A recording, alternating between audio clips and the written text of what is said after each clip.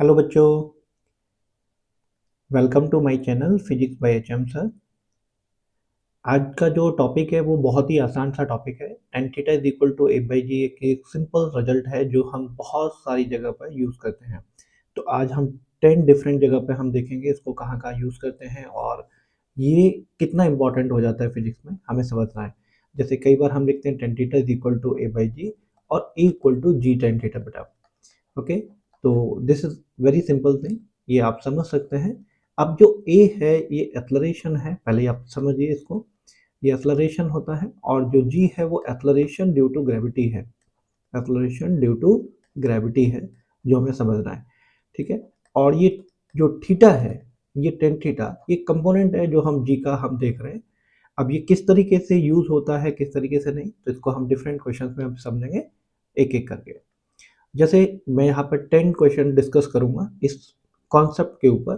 पहला है banking of road, कि बैंकिंग ऑफ रोड अगर हमारे पास है तो उसमें हम कैसे यूज़ करते हैं, या टर्निंग ऑफ एक एरोप्लेन की, अगर पायलट एरोप्लेन को एक टर्न करता है तो किस तरीके से करता है, या बैंडिंग ऑफ साइकिलिस्ट है तो ये हम समझेंगे। और वेज ब्लैक प्रॉब्लम है, इसके बारे में बात करेंगे। और कॉनिकल पेंडुलम है, इसमें समझेंगे।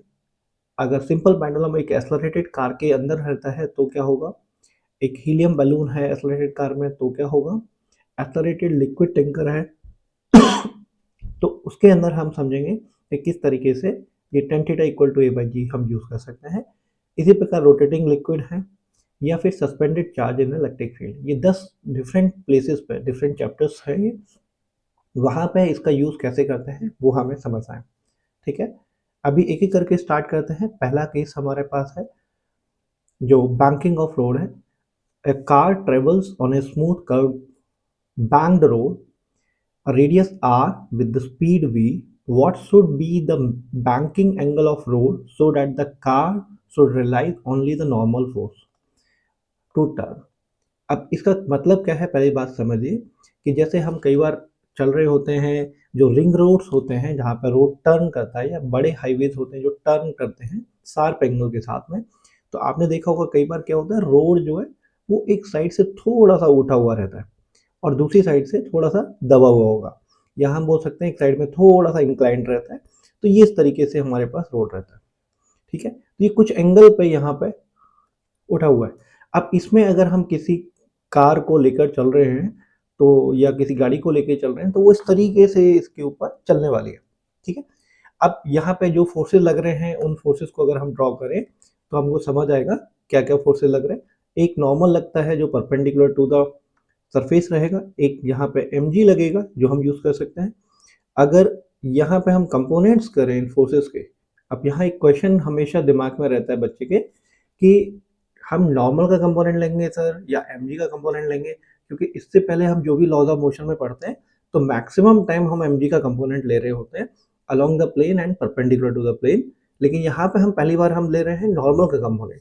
आप ऐसा क्यों करते हैं उसका रीजन मैं आपको बता देता हूँ कि एक्चुअली जो कार है यहाँ पे ये हॉरिजॉन्टल सर्कल में चल रही है, तो हमेशा हम फोर्सेस के component along the motion and perpendicular to the direction of motion हम करते हैं। फिर से मैं बोल रहा हूँ कि किसी भी फोर्स का अगर हम कंपोनेंट लेते हैं तो हमेशा along the direction of force और along the direction of motion और perpendicular to the direction of motion हम करते हैं। ये ध्यान रखना है। तो यहाँ पे हम, क्योंकि हॉरिजॉन्टल सर्कल में ये घूमने वाली है कार, तो इसको हमें निकालना है component along the horizontal and perpendicular to the horizontal means vertical. तो ऐसे हम लेंगे, यहाँ पे ये n cos थीटा बन जाएगा, यहाँ पे ये n sin थीटा कंपोनेंट रहेगा।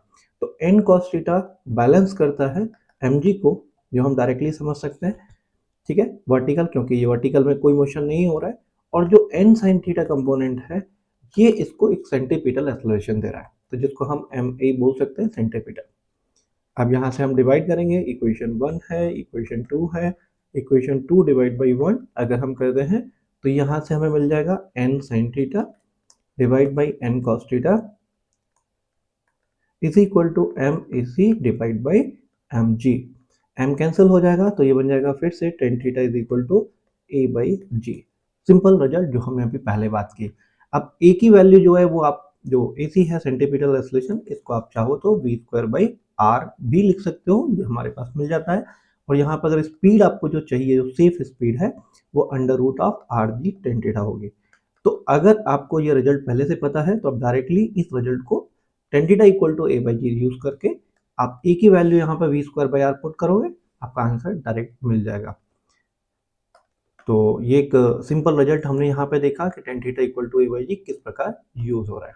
ठीक है, एक और क्वेश्चन में करते हैं।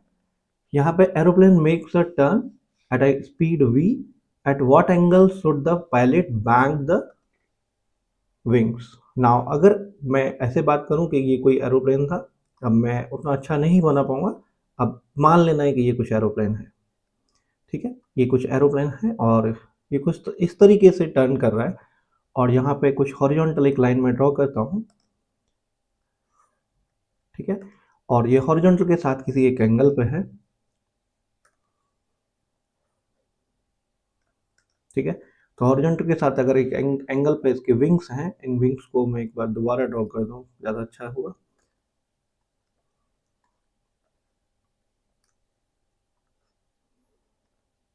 ये कुछ इस तरीके से, तो ये कुछ एंगल थीटा आपका यहाँ पे सबटेंड कर रहे हैं। तो यहाँ पे भी अगर हम बात करेंगे तो ये टर्न हो रहा है, तो यहाँ पे कंपोनेंट हम ले सकते हैं इसके रिएक्शन फोर्स के।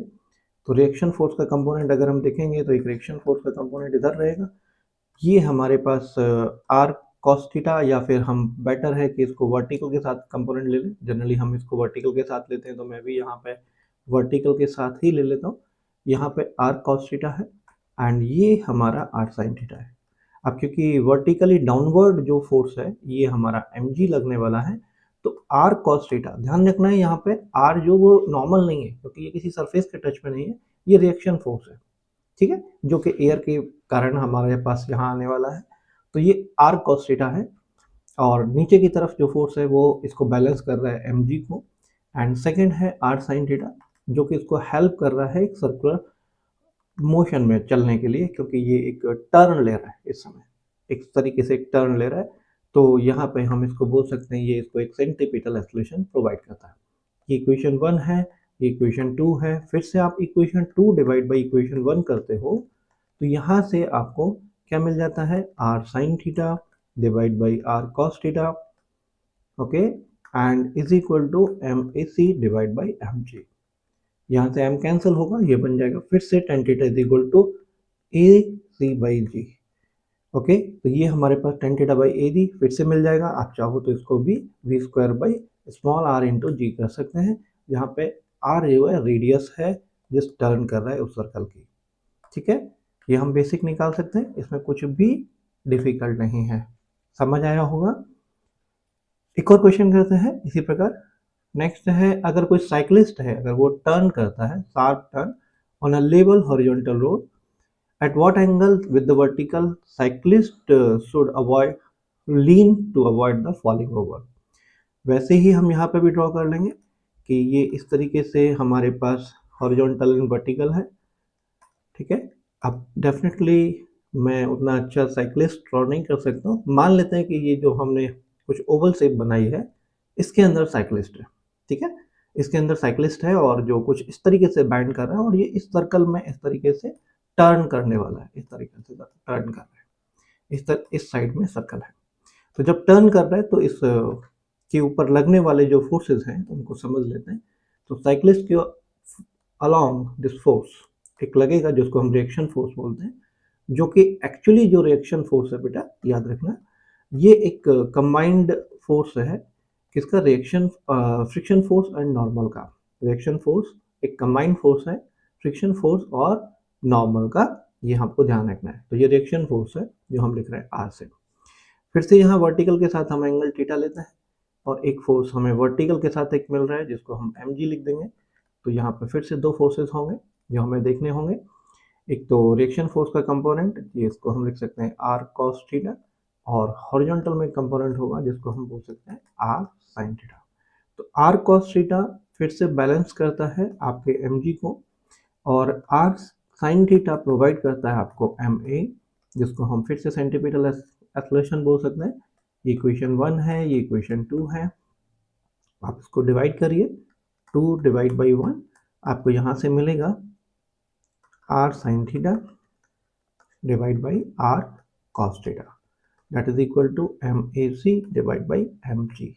एम कैंसिल होता है, यहाँ से tan theta is equal to क्या मिल जाएगा, ए सी बाई जी मिल जाएगा। फिर से आप चाहो तो इसको ऐसे लिख सकते हो, V square R radius okay into G. ये हमारे पास फिर से टेन थीटा मिल जाता है। ठीक है, तो ये फिर से वही सेम रिजल्ट हमको मिलता है जो हमें समझ आना चाहिए। और अगर आप इसको सेफ स्पीड निकालने की कोशिश करोगे तो v equal to under root of r g tan theta.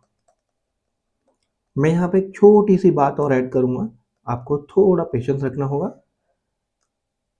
कि अगर ये टेन थीटा और अगर मैं आर पे ध्यान दूं तो आपको यहाँ एक बहुत ही खूबसूरत बात समझ में आने वाली है कि जैसे कई बार हमारे बाइकर्स भाई होते हैं या जो साइकिल को स्टंट करते हैं, उसमें आपने देखा होगा कि अगर वो एक ही पैर पर साइकिल को एक ही जगह पे बहुत छोटे से सर्कल में अगर टर्न करा रहे हैं, या आपने फार्मूला वन को जो रेसेस देखी होंगी या फिर जो बाइक रेसेस देखी होंगी, उसमें आपने देखा होगा कि जो बाइक्स होती हैं वो ऑलमोस्ट टच करती हैं, ऑलमोस्ट टच कर जाती हैं जब टर्न करती हैं, क्योंकि बहुत हाई स्पीड होती है। तो अगर स्पीड को आप हाई रखोगे और अगर आपको आर आप चेंज नहीं कर सकते, आर कांस्टेंट है, जी कांस्टेंट है डेफिनेटली, तो आपको इसको टेन थीटा को बढ़ाना पड़ेगा। टेन थीटा को बढ़ाना पड़ेगा मतलब थीटा को बढ़ाना पड़ेगा विद द वर्टिकल। तो जो बाइक होती है वो ऑलमोस्ट जमीन को टच होती है, बहुत हाई एंगल होता है विद द वर्टिकल। तो ये हमको समझ आना चाहिए, मतलब अगर आप आर को छोटा करोगे तो थीटा को आपको बढ़ाना पड़ेगा, या फिर अगर वी को बढ़ाओगे तो भी आपको थीटा को बढ़ाना पड़ेगा। ठीक है, चलिए आगे बढ़ते हैं। ये एक और क्वेश्चन है जिसको हम देखते हैं कि wedge is placed on a block is placed on a wedge, okay, inclined at an angle theta we can take, and the wedge is itself is pushed horizontally with acceleration a. What is the acceleration a required so that the block does not slip up and down on the wedge? That means it is remain stationary. तो इसको थोड़ा समझ लेते हैं कि हमको क्या given है क्वेश्चन में, कि suppose this is the one wedge and ये मूव कर सकती है, ये ध्यान देना है। ठीक है, तो ये यहाँ पे मूव कर रही है किसी एक्सलेशन, मान लेते हैं किसी एक्सलेशन ए के साथ, और इसके ऊपर एक ब्लॉक रखा हुआ है। यहाँ पे हम एक ब्लॉक को रख देते हैं, ये हमारा एक ब्लॉक रखा हुआ है। ठीक है, तो ये हमें पहले समझ आना चाहिए। ठीक, ये एक ब्लॉक रखा हुआ है यहाँ पे। ठीक, ये ब्लॉक रखा हुआ है जिसका मास कुछ हम मान लेते हैं कुछ एम है। ठीक, अब इस वेज को जब हम आगे चलाएंगे तो ये ब्लॉक जो है, क्योंकि एक एक्सलरेटेड फ्रेम में रखा है, तो उसके ऊपर एक स्यूडो फोर्स आने वाला है जो बैकवर्ड डायरेक्शन में लगता है। अगर ये स्यूडो फोर्स अगर आपको नहीं समझ आता है तो आप कमेंट करके बता देना, मैं इसके ऊपर एक सेपरेट वीडियो बना दूंगा। तो यहाँ पे एक स्यूडो फोर्स लगेगा एम ए। अब यहाँ पे क्या क्या फोर्सेज लगने वाला है, एक नॉर्मल लगने वाला है, एक पीछे की तरफ स्यूडो फोर्स एम ए लगने वाला है, और एक नीचे की तरफ एम जी। जैसा कि मैंने आपको बताया कि हमेशा फोर्सेस के कंपोनेंट उस डायरेक्शन में ले रहे हैं जिधर मोशन हो सकता है। तो इस ब्लॉक का जो मोशन है वो हॉरिजॉन्टल नहीं होगा, अलोंग द प्लेन होगा। तो अब हम यहाँ कंपोनेंट जो लेंगे वो अलोंग द प्लेन लेने वाले हैं, ये ध्यान रखना है, and perpendicular to the plane. तो यहाँ पे हम नॉर्मल के कंपोनेंट लेंगे एम जी के, और एम ए के कंपोनेंट लेंगे, ध्यान देना। तो हम क्या करने वाले हैं, ये एंगल फिर से थीटा हो जाएगा बच्चा। ये कितना हो गया, ये एम ए कॉस थीटा हो गया, यहाँ पे ये एम ए साइन थीटा हो गया, इधर एक एम जी का भी कंपोनेंट आएगा एम जी कॉस थीटा, क्योंकि ये एंगल थीटा है, और यहाँ पे एक कंपोनेंट आएगा एम जी साइन थीटा बेटा। अब क्योंकि ये ब्लॉक अगर नहीं मूव कर रहा है अब किसी भी अप या डाउन डायरेक्शन में, तो सारे फोर्सेस को बैलेंस होना पड़ेगा।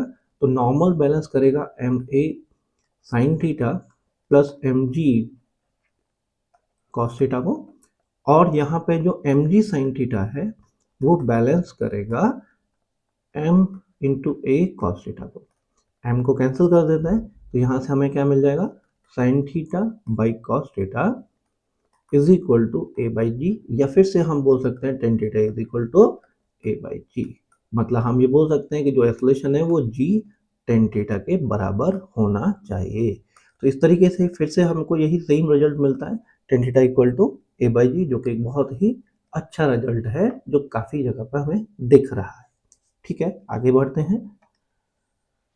यहाँ पे क्या है, a block mass m is suspended by a string length l, okay, rotate in a horizontal circle of radius r with the constant speed v, find the angle the string makes with the vertical. अब फिर से ये क्या है, conical pendulum है बेटा, इसको हम कॉनिकल पेंडुलम बोलते हैं। पहले समझते हैं इसको, इसके डायग्राम को। डायग्राम कुछ इस प्रकार देखिएगा बेटा, यहाँ